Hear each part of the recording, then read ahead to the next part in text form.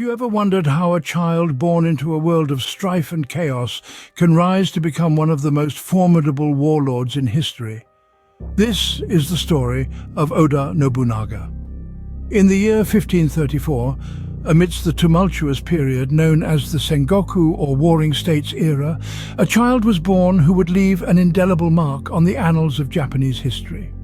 His name was Oda Nobunaga, born into the powerful Oda clan of Owari Province, present-day Aichi Prefecture in Japan. The time of his birth was an era of ceaseless conflict and political intrigue. Japan was a fragmented nation, with local lords or daimyo vying for control over territories. Amidst this chaos, the Oda clan held a significant seat of power in Owari, a strategic province that served as a gateway to the capital and the western provinces. From the moment he was born, Nobunaga was thrust into the world of power and politics. His father, Oda Nobuhide, was a respected warlord, known for his military prowess and strategic acumen. He was a man of ambition and vision who dreamed of a united Japan. Young Nobunaga was raised in this environment, where the art of war and the intricacies of politics were as essential as the air he breathed. The world he was born into was not kind, nor was it forgiving.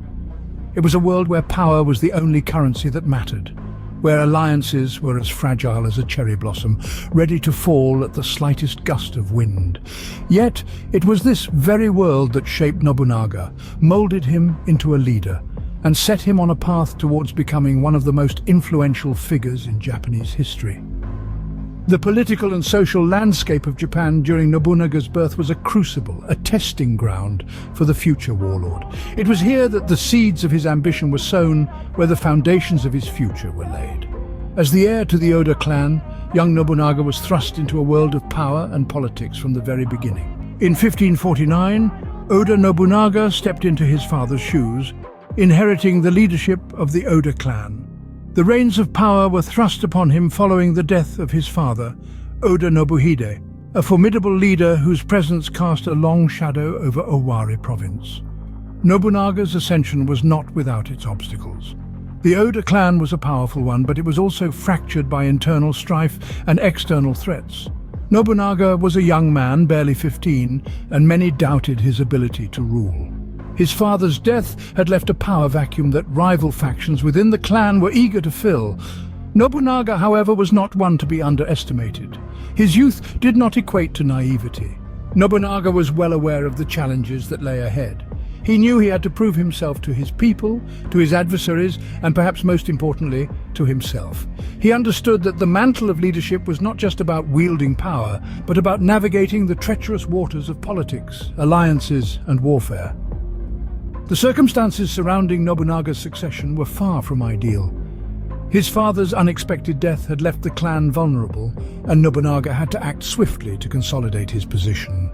He quelled internal dissension, rallied his supporters, and set about the task of solidifying his rule. His methods were unconventional, to say the least.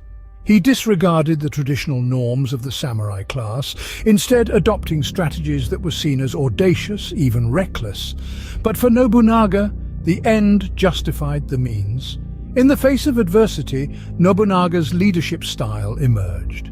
He was decisive, strategic, and unyielding.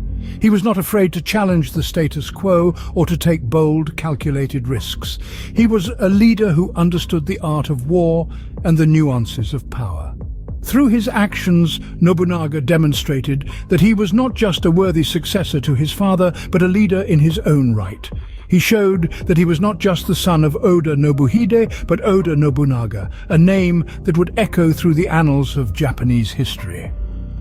Nobunaga was now at the helm, navigating the turbulent waters of power and politics. His journey had just begun, a journey that would shape the course of Japan's history.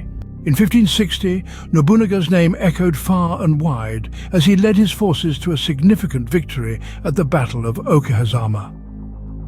The Oda clan, under Nobunaga's leadership, was a burgeoning force in the Sengoku period. Yet they were still vastly outnumbered by the formidable Imagawa clan, which boasted a massive army. The scale tipped heavily against Nobunaga. However, what he lacked in numbers, he made up for in strategy, audacity, and the element of surprise. The Imagawa clan under Yoshimoto Imagawa was confident, even complacent. They saw the Oda clan as a minor obstacle on their path to Kyoto. It was this overconfidence that Nobunaga exploited. He was not one to play by the rules of traditional warfare. Instead of meeting the Imagawa forces head-on in a predictable battle, he chose to strike when they least expected it. Nobunaga's forces lay in wait, using the landscape as a natural fortress, while the Imagawa troops celebrated what they assumed was an easy victory. Then, under the cover of a sudden thunderstorm, Nobunaga and his men launched a surprise attack. The Imagawa troops were caught off guard, their ranks thrown into disarray. Yoshimoto Imagawa, the leader of the Imagawa clan, was slain on the battlefield, and the once mighty Imagawa force crumbled. The Battle of Okehazama was more than just a military victory. It was a psychological triumph, a clear message to the other daimyo that Nobunaga was not to be underestimated. He had taken on a force that was far larger and seemingly more powerful, and he had won. This audacious victory marked the rise of Oda Nobunaga, establishing him as a formidable warlord and a force to be reckoned with in the turbulent politics of the Sengoku period. The Battle of Okehazama was a turning point, marking the rise of Oda Nobunaga. This victory set the stage for Nobunaga's future conquests and alliances, propelling him towards his goal of unifying Japan under his rule. It was a testament to his strategic brilliance, his audacity, and his unyielding ambition. In the years that followed, Nobunaga formed alliances and conquered lands, expanding his influence across Japan. His strategic acumen was not limited to the battlefield, it extended to the political arena as well. Recognizing the potential of forming alliances with other powerful clans, in 1567, Nobunaga forged a crucial bond with Tokugawa Ieyasu. This alliance was more than a mere pact of mutual defense. It was a strategic move that further cemented Nobunaga's power and expanded his sphere of influence. Ieyasu, who would later become the founder and first shogun of the Tokugawa shogunate of Japan, was a valuable ally to Nobunaga. With Ieyasu's support, Nobunaga was able to take on even larger and more powerful adversaries, furthering his quest for dominion over Japan. The following year, in 1568, Nobunaga demonstrated his strategic brilliance once again with the conquest of Kyoto. Kyoto was not just any city. It was the imperial capital, the heart and soul of Japan, and the seat of the Ashikaga shogunate. Nobunaga's takeover of Kyoto was a masterstroke. He installed Ashikaga Yoshiaki as a puppet shogun, effectively taking control of the Ashikaga shogunate while maintaining the illusion of its independence. This clever maneuver allowed Nobunaga to consolidate his power without inciting the wrath of other powerful clans who might have opposed a more direct takeover. However, Nobunaga's conquest of Kyoto was not just about power and control. It was also about restoring order and stability to a city that had been ravaged by years of civil war. Nobunaga's reign brought a measure of peace and prosperity to the capital, demonstrating that he was more than just a ruthless warlord. He was also a capable and effective ruler. Nobunaga was not just a warlord, he was a master strategist, always several steps ahead of his rivals. His alliance with Tokugawa Ieyasu and his conquest of Kyoto are testaments to his strategic brilliance and his relentless pursuit of power. They are key chapters in the story of his rise to dominance, marking him as one of the most formidable figures in Japanese history. Nobunaga's reign was not without controversy. His ruthless tactics often raised eyebrows and drew criticism. As we delve into this chapter of his life, we encounter a man who was as relentless in his pursuit of power as he was controversial in his methods. Nobunaga was known for his iconoclastic policies. His disdain for the traditional power of Buddhism in Japan led him to destroy countless Buddhist temples and monasteries. Perhaps the most infamous of these acts was the burning of Mount Hie's Enryaku-ji temple complex in 1571. A cultural treasure and significant religious institution, its destruction was a shocking display of Nobunaga's disregard for tradition and his unyielding ambition.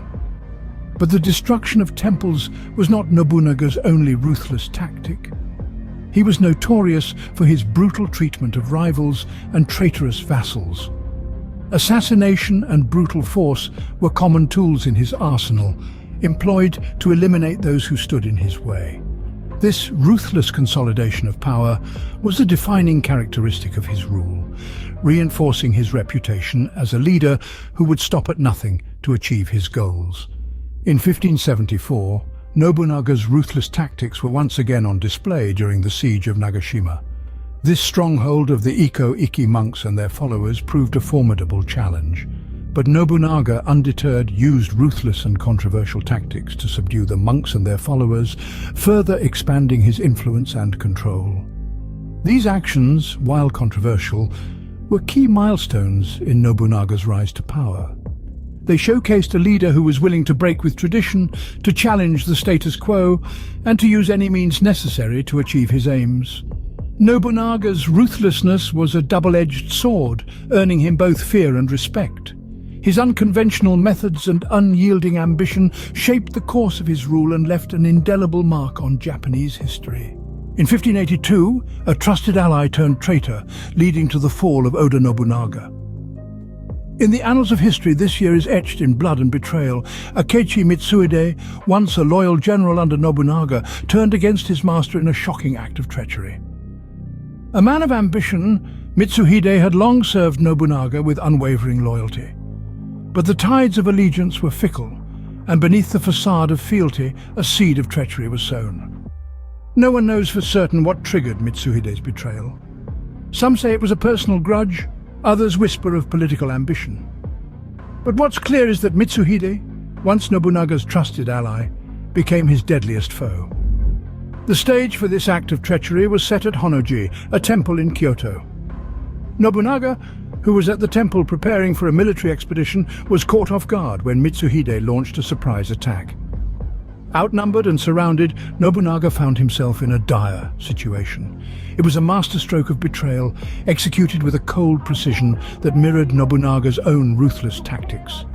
Faced with the inevitability of defeat, Nobunaga chose to die on his own terms.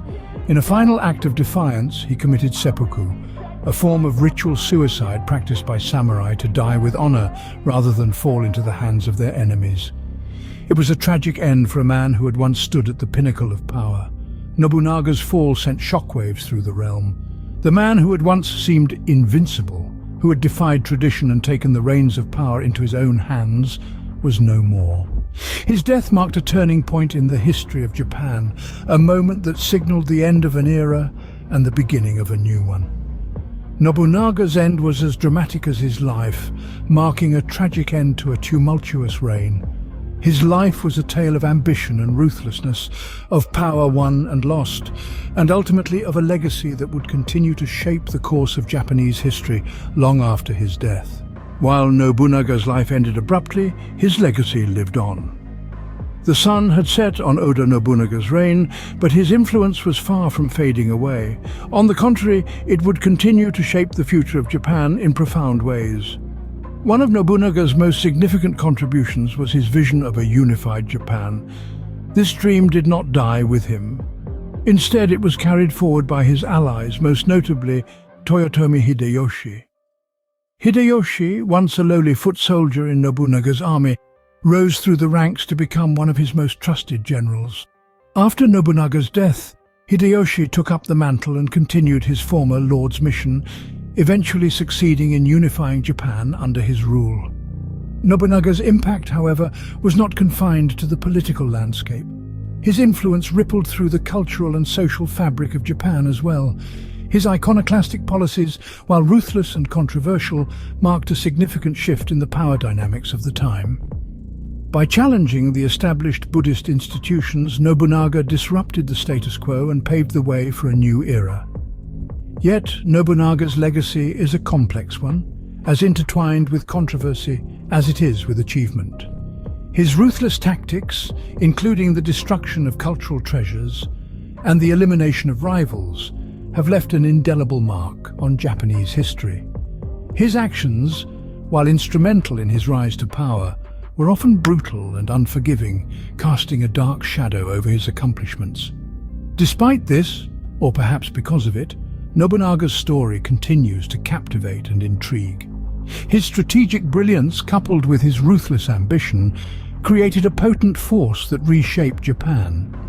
His life serves as a stark reminder of the lengths to which individuals can go in their pursuit of power and the profound impact they can have on the course of history.